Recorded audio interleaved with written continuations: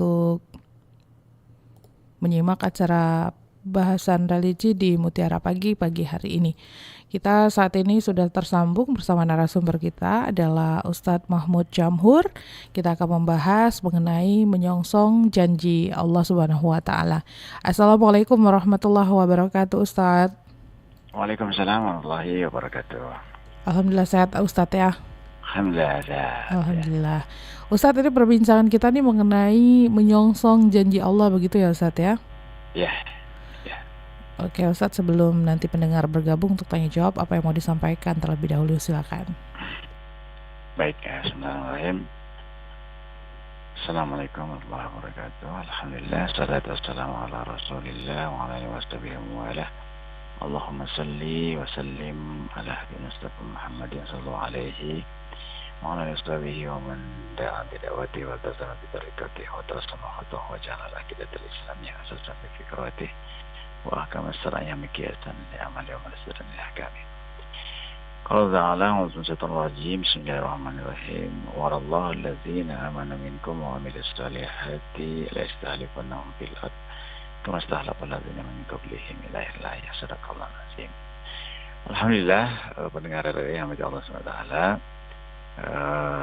kita akan membahas pagi ini tentang janji Allah ya, menyongsong janji Allah. Di dalam Al-Quran Allah sebutkan dalam beberapa ayat ya tentang janji ini. Tentu ini sesuatu yang kita yakini, dan Allah yang berjanji ya pasti akan Allah tepati. Kalau kita yang berjanji ya kita bisa ngeles ya, kita bisa ingkar ya.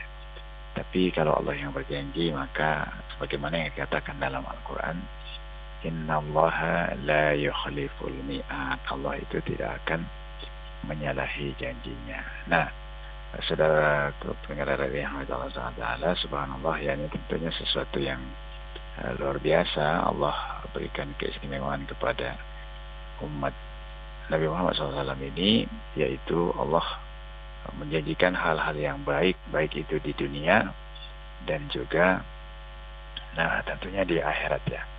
Nah, kalau yang sudah biasa kita pahami tentunya janji Allah bahwa Allah akan memberikan surga kepada orang-orang yang beriman dan bertakwa. Ini yang dikatakan dalam Ali Imran 133 ya. A'udzubillahi minasyaitonir rajim. Bismillahirrahmanirrahim. Wassari'u ila maghfiratin min rabbikum wa jannah. Wa jannatin 'arduha as-samawati wal ard u'iddat lil muttaqin. Jadi Allah berjanji Allah akan memberikan surga ya, kepada orang yang beriman bertakwa yang luasnya seluas langit dan bumi. Nah, ini tentu kita tidak ragu ya. Kemudian yang kedua, di dalam Ali Imran juga, dalam Ali Imran 57 ya, Allah juga mengabarkan bahwa Allah akan memberikan pahala yang luar biasa. Wa amal ladzina amanu wa amilus solihati fa yuwaffihim ujurahum ya. Dan orang-orang yang beriman bertakwa yang mereka melakukan kebaikan, maka Allah itu fa yuwaffihim ujurahum, Allah akan memberikan pahala kepada mereka, dan pahala itu sempurna. Wallahu la yuhibbuz zalimin, dan Allah tidak menyukai orang yang zalim. Jadi yang pertama tadi Allah janjikan surga untuk orang beriman bertakwa. Yang kedua Allah janjikan balasan pahala yang sempurna. Kemudian yang ketiga ya, dalam surah Ibrahim ayat 7 ya. Ini yang sering ya kita baca ya. Wa ista'zana rabbukum la in syakartum la azidannakum. Dan ingatlah ketika Tuhan mau memaklumkan, sesungguhnya jika kamu bersyukur, niscaya aku akan menambahkan nikmat kepadamu. La in syakartum la azidannakum. Ini lamnya pendek ya. Kalau lamnya pendek itu berarti sesungguhnya. Disambung dengan inna ya, sesungguhnya juga.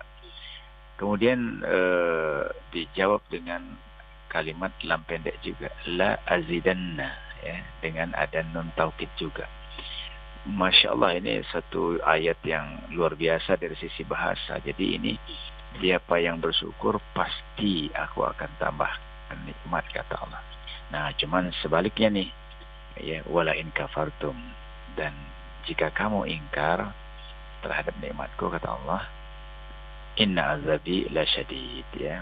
Jika kamu ingkar, maka azabku sangat pedih. Jadi ini satu penegasan yang luar biasa. Allah akan tambahkan nikmat kalau kita bersyukur.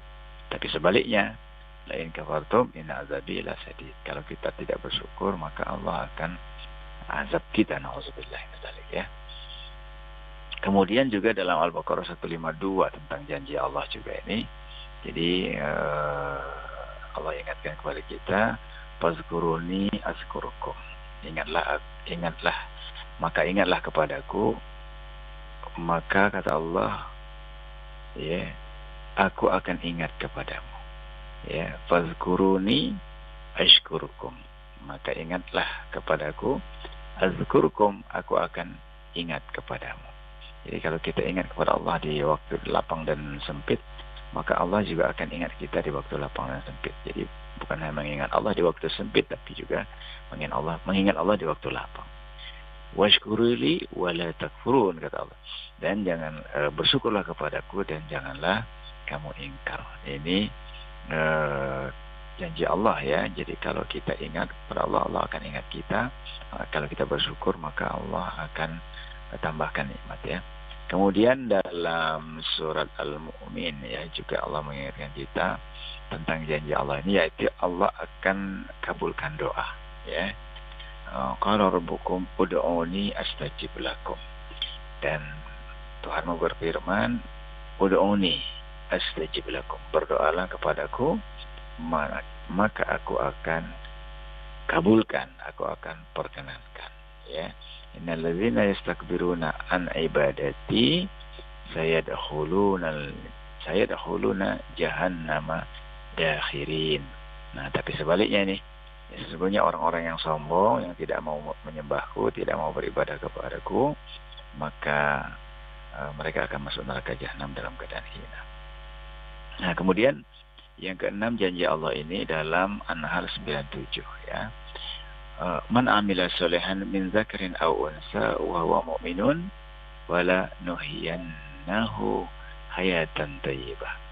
Siapa yang mengerjakan kebaikan, baik itu laki-laki ataupun perempuan, mereka beriman, maka pasti kami akan berikan kepada mereka kehidupan yang baik, hayatan thayyibah, ya. Wala najziyannahum ajrahum bi ahsani ma kanu ya'malun.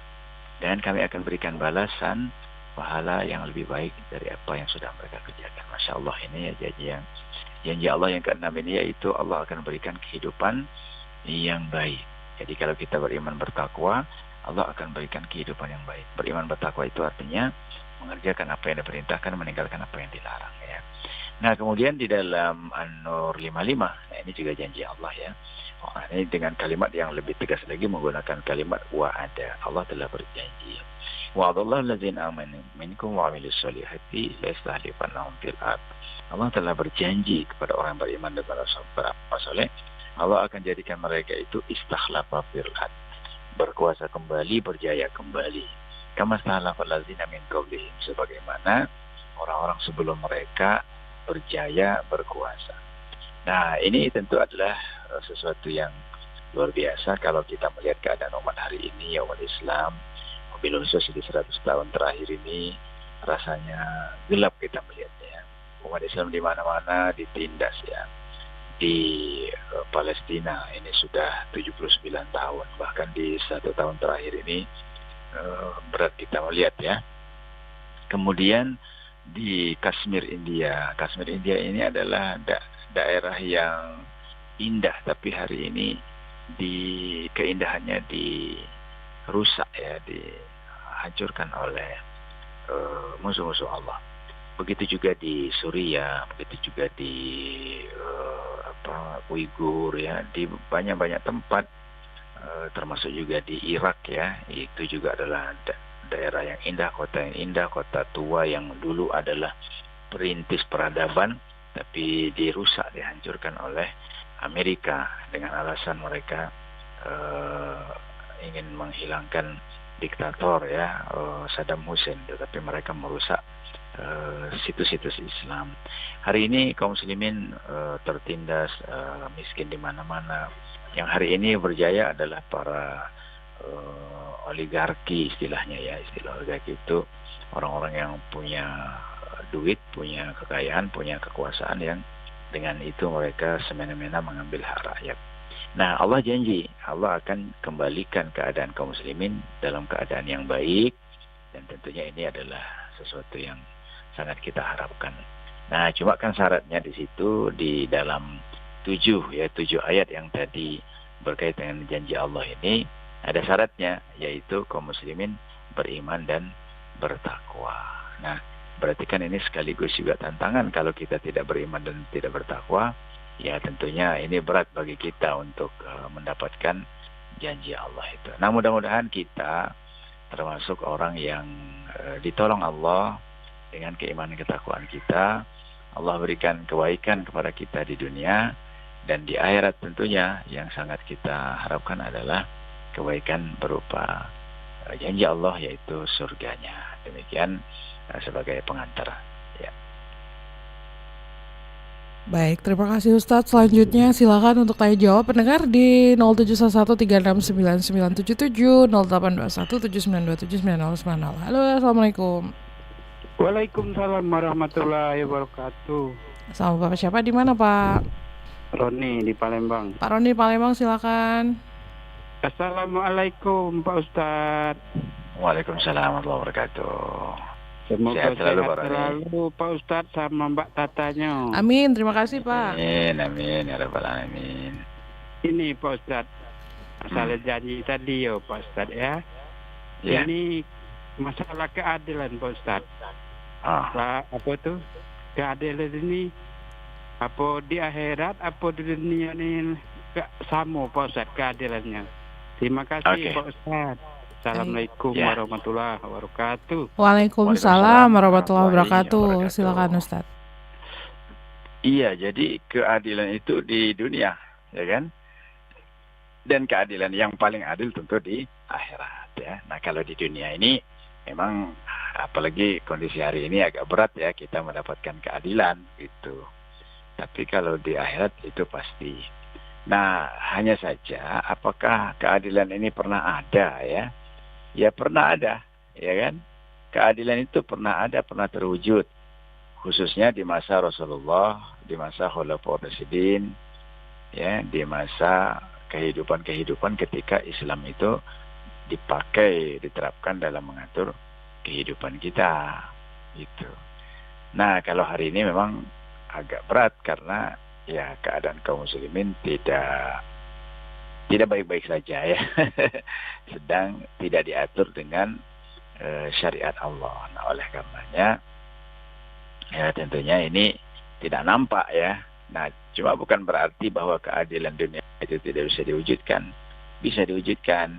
Nah, hanya syaratnya tadi 2, yaitu kaum muslimin itu imannya kuat. Nah, bukan sekedar ada iman, tapi kuat iman. Gitu. Ya. Nah, yang di akhirat tentu itu adalah keadilan yang luar biasa, dan pasti adil itu memang adalah di akhirat ya. Nah, tapi kita diperintahkan oleh Allah untuk mewujudkan keadilan di dunia ini dengan menerapkan syariat Allah gitu.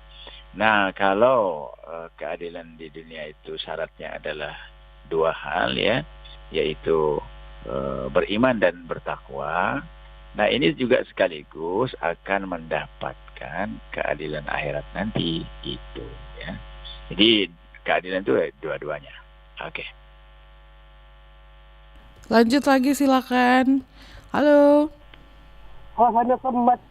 Iya, waalaikumsalam Pak Zari ya. Ya. Oke, silakan Pak. Assalamualaikum Pak Ustaz. Waalaikumsalam warahmatullahi wabarakatuh. Ini Pak, saya mau tanyakan masalah korban yang sebenarnya Pak.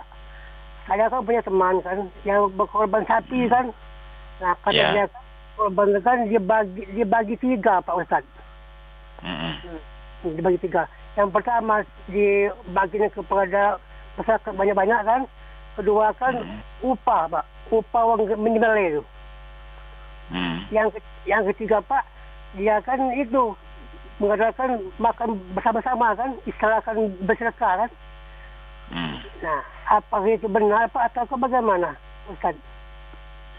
Ya, jadi di dalam hadisnya itu ya Nabi mengatakan daging korban itu untuk yang berkorban, untuk orang yang membutuhkan, untuk orang yang meminta. Nah, maka dari sini para ulama membagi tadi itu 1/3 untuk pekorban, 1/3 untuk orang yang butuh, fakir miskin yang mereka tidak minta. Yang ketiga untuk orang yang minta, walaupun sebenarnya dia biasa makan daging gitu ya, begitu. Nah, maka di bagian yang ketiga inilah ya ini untuk panitia, untuk dibagi-bagi kepada orang yang datang memang ngomong minta gitu ya. Nah, itu. Jadi pembagiannya berdasarkan hadis tadi itu. Jadi ada 3, maka di 1/3 untuk pekurban, 1/3 untuk fakir miskin, 1/3 untuk orang yang minta walaupun dia sebenarnya sudah berkecukupan gitu ya. Nah, seperti itu pembagiannya. Cuma kalau tadi akhirnya ada orang yang dia butuh tapi dia tidak minta dan tidak diberi, nah itu berarti tidak tepat ya, tidak mengikuti apa yang dianjurkan oleh Rasulullah SAW. Sekira begitu ya. Baik, sudah jawab ya Pak Azhari. Lanjut lagi silakan. Halo, Assalamualaikum. Waalaikumsalam warahmatullahi wabarakatuh. Pak Zakaria ya. Silakan Pak. Assalamualaikum Pak Ustadz. Waalaikumsalam warahmatullahi wabarakatuh. Pak Ustadz mau tanya soal ini Pak ya. Khalifah itu Pak ya. Sekali singkat aja mungkin ceritanya Ustadz. Di dalam cerita itu kan ada 4 itu Khulafaur Rasyidin itu. Kemudian ada juga Hasan. Nah, Hasan itu memerintah selama 5 bulan belum diambil alih oleh Muawiyah. Nah, apakah sebab makanya pemerintahan Hasan itu cuma 5 bulan kemudian dioper alih, diserahkannya kepada Muawiyah. Apakah sedikit aja Ustaz, saya tidak mengingat belakangnya.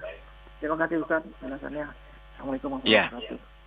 Waalaikumsalam warahmatullahi wabarakatuh. Jadi memang Khulafaur Rasyidin itu dipimpin oleh 4 sahabat besar ya, Abu Bakar, Umar, Utsman, Ali. Nah, peralihan dari Ali ke Muawiyah itu Hasan itu memerintah sebentar ya.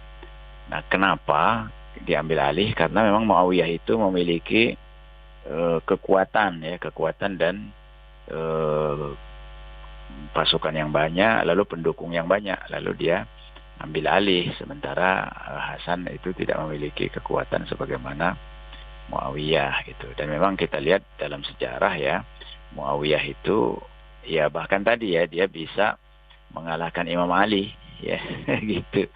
Ya, jadi ini memang ya satu episode sejarah kaum muslimin yang kurang indah ya dalam peralihan dari Muawiyah dari Khulafaur Rasyidin ke Umayyah. Nah, kemudian Khilafah Umayyah sendiri itu berlangsung selama 90 tahun ya.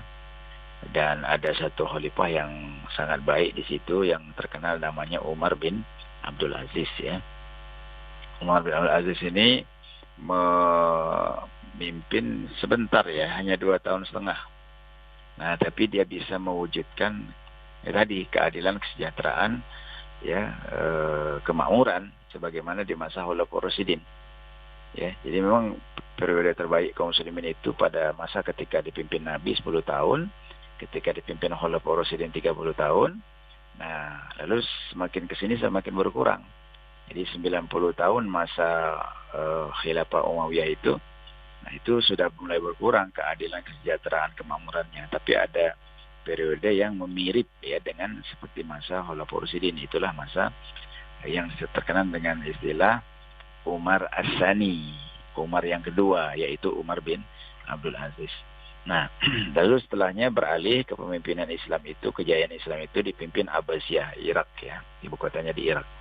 Dan disinilah dirintis kemajuan sains dan teknologi yang luar biasa ya. Jadi hari ini kita menyaksikan kehebatan rudal-rudal itu. Nah, itu sebenarnya ilmu dasarnya itu dibangun di masa Abbasiyah oleh para ilmuwan muslim. Nah, memang kaum muslimin hari ini tidak berperan, tapi peletak dasarnya itu adalah kaum muslimin di masa Abbasiyah yang itu berlangsung hampir 500 tahun. Lalu kepemimpinan Islam beralih ke Khilafah Utsmaniyah ya, ibu kotanya di Turki, hampir 650 tahun. Maka total peradaban Islam itu 1300 tahun. Nah, sejak tahun 1924 kepemimpinan Islam, kejayaan Islam itu hilang. Nah, inilah masa kita sekarang.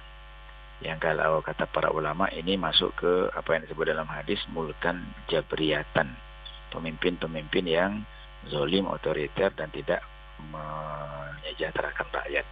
Karena kunci dari kesejahteraan itu, kemakmuran, keadilan adalah iman yang kuat dan amal soleh bertakwa. Nah, amal soleh bertakwa itu artinya dia mengerjakan yang diperintah, meninggalkan yang dilarang. Mengerjakan yang diwajibkan dan disunnahkan, dan meninggalkan yang diharamkan.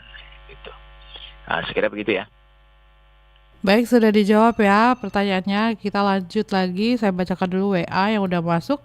Assalamualaikum Ustadz, sholat fardu yang mana yang sebaiknya dilaksanakan dengan berjamaah, mengingat kami ini makmum perempuan? Dari Ibu Sri di Skojo. Ya, kalau sholat fardu, semua sholat fardu itu bisa dilakukan berjamaah ya di masjid untuk perempuan ya, gitu. Ya, jadi perempuan itu yang paling utama sholat di rumah, ya kan, berjamaah di rumah dengan para perempuan. Karena laki-lakinya kan sholat ke masjid ya, gitu. Tapi ya boleh sholat di masjid berjamaah. Nah, termasuk juga Jumatan. Ya, Jumatan boleh sholat fardu ya. Nah, cuma memang kita di sini tidak lazim ya, tidak lazim perempuan ikut sholat Jumat ya. Tapi kalau di Timur Tengah itu perempuan ikut ya, gitu. Tapi tidak ikut sholat Jumat juga boleh gitu ya. Dan berjamaah dengan para perempuan. Nah, atau kalau misalnya laki-lakinya tidak sholat di masjid, ya boleh imamnya adalah laki-laki. Nah, tapi kalau sholat sunnah ya sholat tarawih ya, sholat Idul Fitri, Idul Adha, sholat gerhana. Nah, itu adalah sholat-sholat sunnah. Begitu ya. Oke, sudah dijawab juga. Lanjut lagi, ini ada Pak Zulkarnain. Assalamualaikum Ustadz. Pada intinya definisi maksud dari manusia yang bersyukur pada nikmat Allah Subhanahu wa taala ya, apa yang dikerjakan secara praktek oleh manusia itu sendiri terhadap Allah Subhanahu wa taala ya. Mohon pencerahannya gimana nih Ustadz? Baik, jadi syukur itu kalau bahasa kitanya itu berterima kasih ya. Gitu. Nah, cuma kan berterima kasih kepada Allah itu kan tidak seperti kita berterima kasih ke manusia, gitu kan. Kalau kita berterima kasih ke manusia kan kita datangi manusianya, kita bilang terima kasih ya sudah membantu, terus kita salaman gitu ya. Nah, tapi bagaimana cara berterima kasih kepada Allah itu?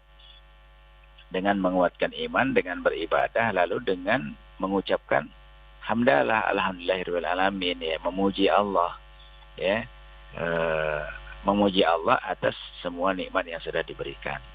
Jadi beriman, beribadah ya, lalu bersyukur itu dengan mengucapkan hamdalah. Nah, lalu dengan beramal soleh ya, dengan mengerjakan perintahkan dan meninggalkan yang dilarang. Itulah cara bersyukur. Nah, mengucapkan terima kasih, mengucapkan hamdalah, memuji Allah itu, dan mengerjakan yang wajib, meninggalkan yang haram, itulah cara bersyukur atas semua nikmat Allah gitu. Nah, dengan begitu maka Allah akan tambahkan gitu. Nah, tapi kalau kita tidak menunjukkan kesyukuran kita itu, maka ya Allah akan azab kita. Jadi bersyukur itu dengan beriman, beribadah, mengucapkan hamdalah, lalu mengerjakan yang diperintah, meninggalkan yang haram. Nah, yang kelima itu berbagi. Nikmat itu dibagi, nikmat itu diberikan kepada orang lain dalam bentuk zakat, infak, sedekah, hadiah, hibah, wakaf. Nah, itu bentuk cara bersyukur kita, begitu. Oke ya. Baik. Ada lagi ini dari Pak Romli di Sembawa. Assalamualaikum Ustadz. Pertanyaannya ini di luar tema. Kita ini manusia selalu memandang kelebihan orang lain ya. Nah, lalu bagaimana agar kita itu qanaah menerima keadaan yang kita punya, karena namanya sifat manusia ini kadang stabil, kadang tidak, begitu loh. Gimana caranya Ustadz? Baik. Jadi kita tidak boleh memang ada terlalu milik orang lain, membahas orang lain, sehingga nanti akan memunculkan iri, memunculkan dengki ya. Nah, itu kebalikan dari syukur. Jadi syukur itu adalah kita menerima apa yang Allah berikan pada kita, tidak membandingkannya dengan orang lain, karena orang lain itu kan rezekinya udah ditentukan oleh Allah gitu ya. Jadi memang ini benar-benar kita harus memperhatikan nikmat-nikmat Allah yang Allah berikan pada kita, dan itu yang kita syukuri. Kita berterima kasih kepada Allah, kita menguatkan ibadah kita berbagi atas nikmat itu gitu ya, tanpa harus kita membandingkannya dengan orang lain. Nah, ini karena kalau membanding-bandingkan orang lain itu tanda tidak bersyukur itu, dan itu membahayakan. Yaitu akan memunculkan iri, dengki, hasad, hasud ya. Ini sifat-sifat buruk itu akan muncul gitu. Nah, maka caranya gimana? Satu, memang sekali lagi menguatkan iman. Yang kedua, menjaga ibadah. Yang ketiga, menambah pemahaman. Nah, pemahaman dalam apa ini? Yaitu pemahaman dalam konteks rezeki tadi. Rezeki itu Allah udah tentukan masing-masing. Nah, makanya istilah pembahasan rezeki ini berkaitan dengan keimanan kita kepada qada wal qadar ya, kepada takdir Allah. Nah, masing-masing berkaitan dengan takdir rezeki ini sudah ditentukan. Jadi kita tidak perlu melihat ke atas dalam urusan kenikmatan. Ya, karena ini akan membuat kita tidak bersyukur. Dan itu tidak dianjurkan dalam Islamnya. Saya kira gitu ya. Oke, lanjut lagi pendengar, silakan. Halo, Assalamualaikum. Waalaikumsalam, selamat pagi, Bang. Selamat pagi, selamat Bapak siapa di mana, Pak? Biasa di Batu Raja. Oke, Pak Kiwai, silakan. Ya, ingin tanya dengan Pak Ustadz. Pak Ustadz, Assalamualaikum, Pak Ustadz. Waalaikumsalam warahmatullahi wabarakatuh. Kamu mau tanya masalah korban tadi, Pak Ustadz, kan ada pembagian sepertiga untuk yang korban, Pak Ustadznya. Ya, dan kalau sepertiga untuk korban itu, dan kalau sepertiga kita ambil dan kita gunakan untuk acara syukuran gitu, apakah itu boleh, tuh, Pak Ustadz? Oke. Tidak kita bagikan lagi dengan sanak keluarga, tapi kita buat bikin acara syukuran. Apa itu bolehkah itu, Pak Ustadz? Itu aja. Terima kasih waktunya. Assalamualaikum. Waalaikumsalam warahmatullahi wabarakatuh. Baik, jadi boleh. Itu sudah jadi hak kita sepertiga itu. Mau dimakan sendiri boleh, mau dibagikan ke keluarga boleh, mau digunakan untuk lauk ya, syukuran boleh. Karena itu memang di dalam hadisnya Nabi mengatakan itu bagian untuk pekurban. Nah, itu berarti kan haknya pekurban. Lalu sebagiannya untuk yang membutuhkan. Nah, itu kan berarti kan fakir miskin yang tidak meminta. Yang ketiga adalah untuk yang meminta, walaupun dia sebenarnya tidak butuh-butuh amat, dia udah biasa makan daging gitu. Nah, maka yang ketiga ini tadi masuk untuk panitia, ya, tapi tidak ada upah ya, dan tidak boleh dijual daging kurban itu. Jadi betul-betul dibagikan. Jadi tidak boleh ada unsur bisnis, tidak boleh ada ngambil untung di dalam kurban. Betul-betul itu diberikan. Nah, untuk sepertiga bagi pekurban itu terserah, boleh ya. Cuma kalau dijual boleh nggak? Tidak boleh gitu ya.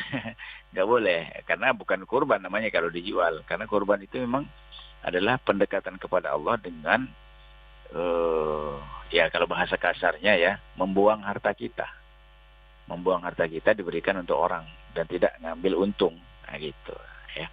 Baik ya, jadi boleh saja itu hak pekurban mau diapakan, tapi tidak boleh dijual ya. Oke. Lanjut lagi pendengar. Kita masih ada beberapa menit ke depan. Halo, Assalamualaikum. Halo, Assalamualaikum Mbak Tata.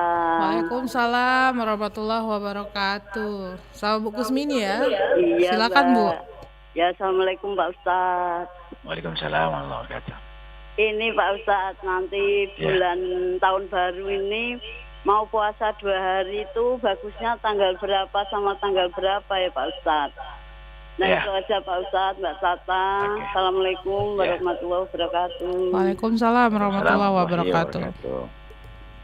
Jadi sebenarnya kalau di Muharram itu tidak ada sunnah khusus ya untuk puasa kapan tanggal berapa. Jadi nanti tinggal menyesuaikan saja kembali kepada sunnah yang sudah lazim, yaitu puasa Senin Kemis atau puasa Daud ya, atau puasa tengah bulan. Nah, lalu di tanggal 10 Muharram itu kita sedekah ya, berbagi wabil khusus kepada anak-anak yatim piatu, karena Rasulullah melakukannya menyayangi anak yatim ya di tanggal 10 Muharram. Tapi berkaitan dengan puasa tidak ada waktu khusus. Nah, tinggal nanti menyesuaikan saja, boleh mau ambil tanggal 1, tanggal 3, tanggal 5, itu berarti kan sebagai puasa Daud boleh. Atau kamu ngambil di Senin, Kemisnya juga boleh ya. Atau mau puasanya di tengah bulan juga boleh. Nah, sekira begitu ya. Oke, lanjut lagi pendengar, silakan di 0711369977. Halo. Halo, Assalamualaikum. Waalaikumsalam, sama siapa di mana? Dengan Pak Adi di Palembang, Mbak. Silakan Pak Adi. Ya. Assalamualaikum Pak Ustaz.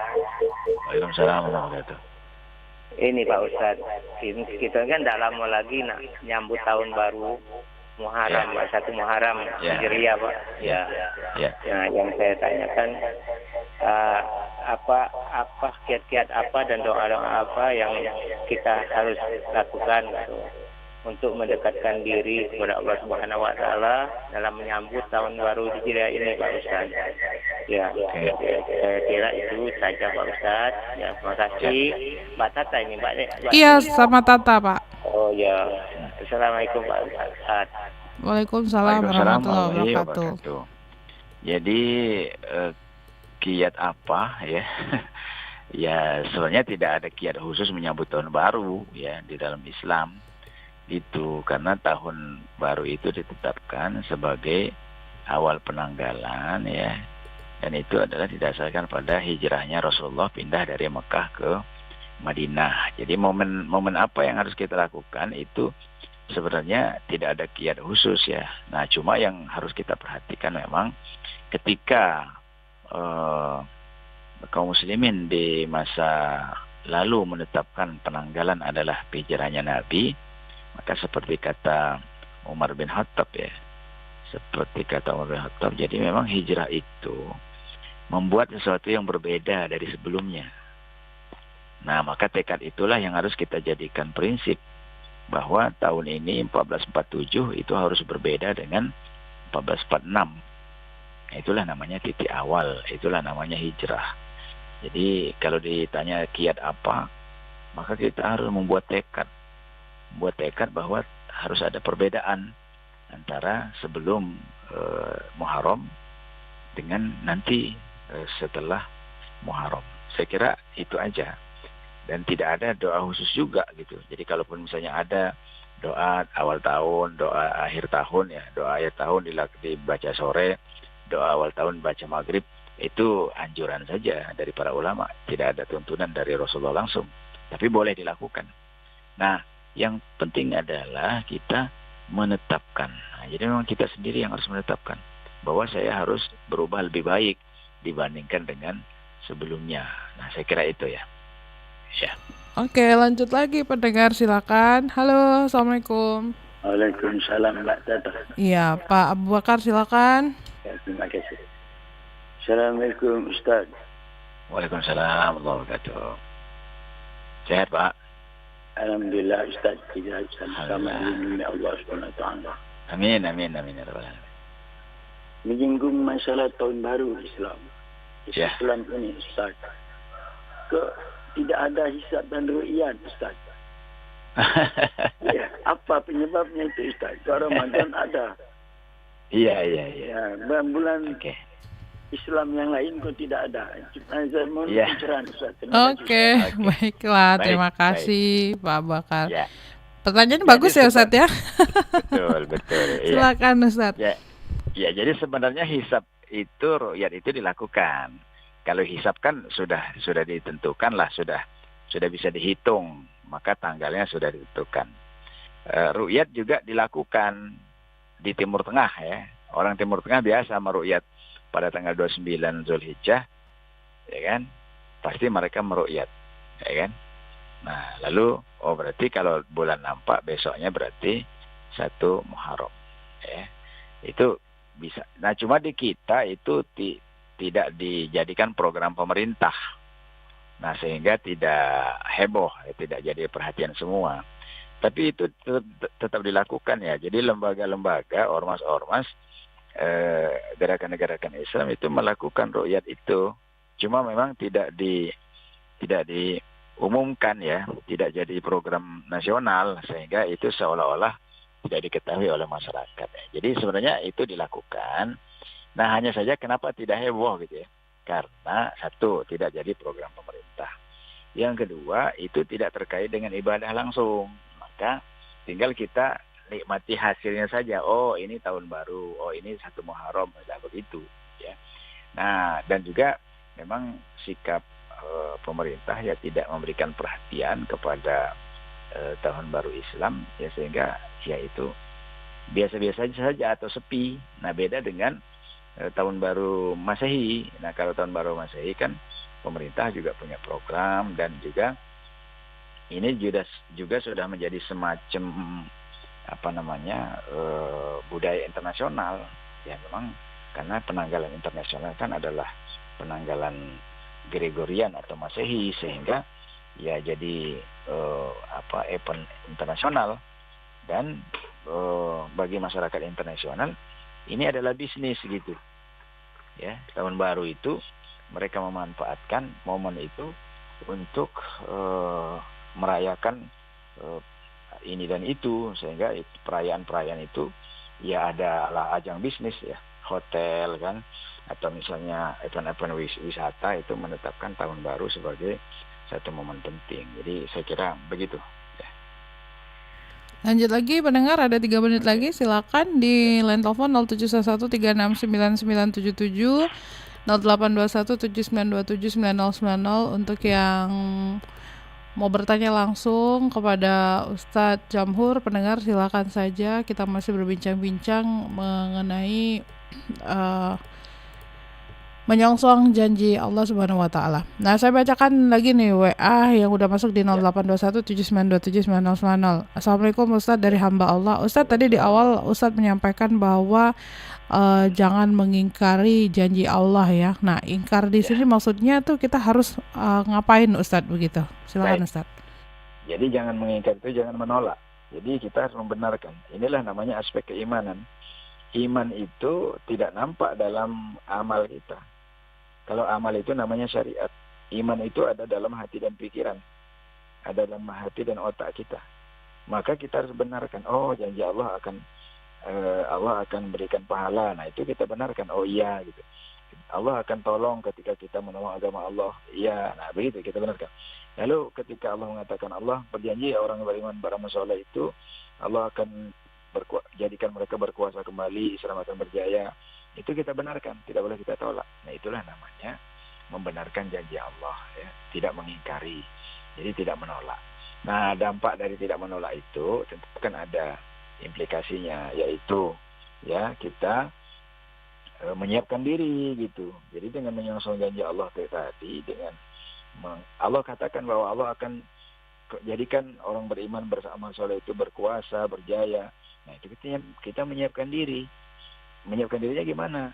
Sesuai dengan ayat tadi, yaitu menguatkan iman dan menambah kualitas amal soleh kita. Nah, itulah wujud dari tidak mengingkari dan kita membenarkan dengan cara kita menyiapkan diri untuk menyongsong janji Allah. Saya kira begitu ya. Baik, semua pertanyaan baik telepon maupun WhatsApp sudah dibacakan ya Ustadz, sudah jawab juga. Nah, sebelum diakhiri perbincangan kita, apa yang mau disampaikan untuk menutup kebersamaan kita di pagi hari ini Ustadz, silakan. Baik ya, tentunya kita yakin dengan apa yang Allah sebutkan dalam Al-Quran, kita imani ketika Allah menyebutkan wa'alallahu ladzina amanu minkum wa amilus solihati laisani panahum fil ard. Nah, itu harus kita imani. Hari ini memang kita melihat kehidupan kaum muslimin terpuruk, terhina. Yang sekarang berkuasa ini adalah kekuatan-kekuatan yang tidak dipandu oleh wahyu, ya, tidak dipandu oleh syariat Allah. Ini memang keadaan yang berat bagi kaum muslimin. Ya, ini menurut para ekonom kehidupan ke depan akan semakin berat ya, dengan teknologi, perkembangan teknologi AI ya. Dengan teknologi internet itu ke depan itu akan ada gelombang PHK, keadaan yang didominasi oleh kekuatan-kekuatan yang disebut dengan oligarki. Ini kondisi-kondisi yang berat bagi kaum muslimin. Nah, tapi kita yakin bahwa keadaan ini akan ada pertolongan Allah, akan ada kebaikan. Bahkan Allah akan jadikan mereka itu istakhlafa fil ard, ya, berkuasa kembali, berjaya kembali. Ini bagian dari kita meyakini janji Allah di dunia ya. Nah, tentunya apa yang harus kita lakukan? Nah, tadi kita menyiapkan diri sehingga kita layak ditolong Allah, menguatkan keimanan, menambah amal soleh kita, menguatkan ibadah kita, menguatkan pemahaman kita dengan terus-menerus mengkaji Islam. Nah, lalu kita sampaikan Islam ini kepada orang-orang. Nah, itu yang kita sebut dengan dakwah ya. Nah, dengan itu semua berarti kita sedang membenarkan janji Allah dan kita sedang menyiapkan diri gitu. Karena yang diminta oleh Allah terhadap janji-janji tadi adalah kita membenarkan janji itu. Nah, lalu kita menyiapkan diri. Kalau istilah kerennya itu melayakkan diri ya. Melayakkan diri dengan menyempurnakan, menguatkan iman, menjaga ibadah kita tidak menyimpang, kemudian menyempurnakan pemahaman gitu. Karena kalau tidak kita sempurnakan pemahaman ini, ya kita akan seperti kata dalam tempurung gitu ya. Kita taunya Islam itu Isya, subuh, lohor, asar, maghrib. Hanya kita menganggap Islam itu hanya sebagai ibadah mahdhah saja. Ini tentu tidak tepat karena Islam bukan hanya ibadah mahdhah. Islam juga mengatur ibadah khairu mahdhah. Jadi ketika kita berbisnis, ketika kita mengatur masyarakat ya, ketika kita bekerja, ketika kita belajar, ketika kita melakukan berbagai aktivitas publik, itu dalam Islam itu juga adalah ibadah. Nah, oleh karenanya marilah kita melayakkan diri untuk menyongsong janji Allah tadi, karena janji Allah itu bersyarat, yaitu beriman dan beramal soleh. Saya kira demikian. Terima kasih. Assalamualaikum warahmatullahi wabarakatuh. Waalaikumsalam warahmatullahi wabarakatuh. Terima kasih Ustadz waktunya bersama RRI Pro 1 Palembang di pagi hari ini. Sehat selalu, selamat melanjutkan aktivitas kembali. Assalamualaikum warahmatullahi wabarakatuh Ustadz. Waalaikumsalam warahmatullahi wabarakatuh. Pendengar, terima kasih juga untuk Anda yang sudah bergabung bersama kami. Selanjutnya kami akan sampaikan informasi lewat berita pukul 6 waktu Indonesia Barat. Demikian Mutiara Pagi hari ini kita sudah berbincang-bincang bersama narasumber kita adalah Ustadz Mahmud Jamhur, menyongsong janji Allah Subhanahu wa Ta'ala. Kami sampaikan informasi pukul 6 waktu Indonesia Barat lewat berita bersama RRI Pro 1 Palembang.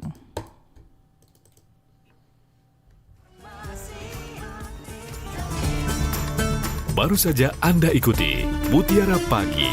Terima kasih untuk kebersamaan